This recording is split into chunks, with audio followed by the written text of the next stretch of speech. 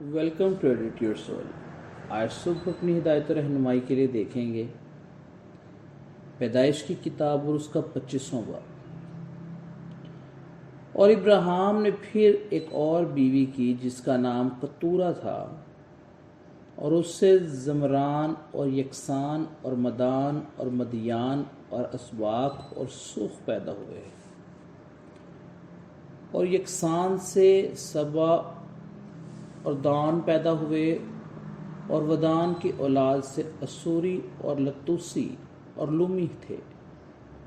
और मदियान के बेटे ईफा और ओफर और हनूक और अबिदा और अलदुआ, ये सब बनी कतूरा थे।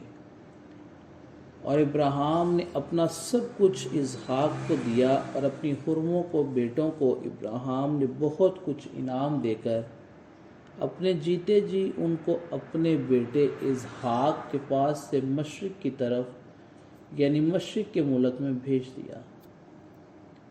और इब्राहिम की कुल उम्र जब तक वो जीता रहा 175 बरस की हुई।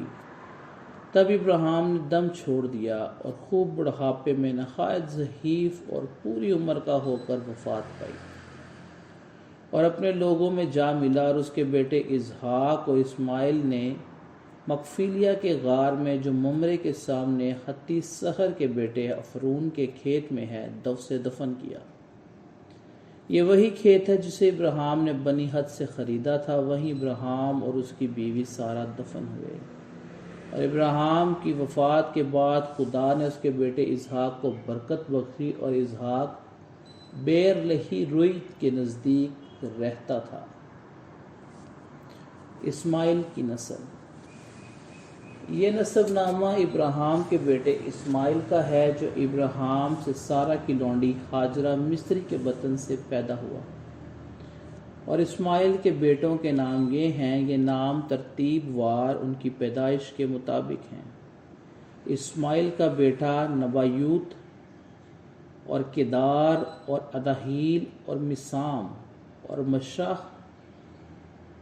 और दूमा और मसा और हदद और तीमा और यतूर और नफीस और कदमा, ये इस्माइल के बेटे हैं। इन्हीं के नाम से उनकी बस्तियां और छावनियां नामजद हुईं, और यही 12 अपने अपने कबीले के सरदार हुए।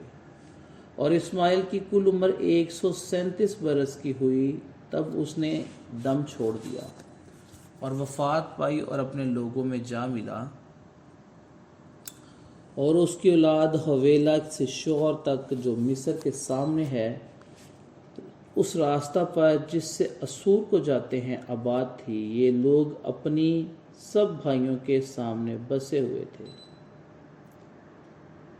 खुदावंद के जिंदा पाक कलाम के पढ़े और सुने जाने पर उसकी खास बरकत और रहमत हो। आमीन।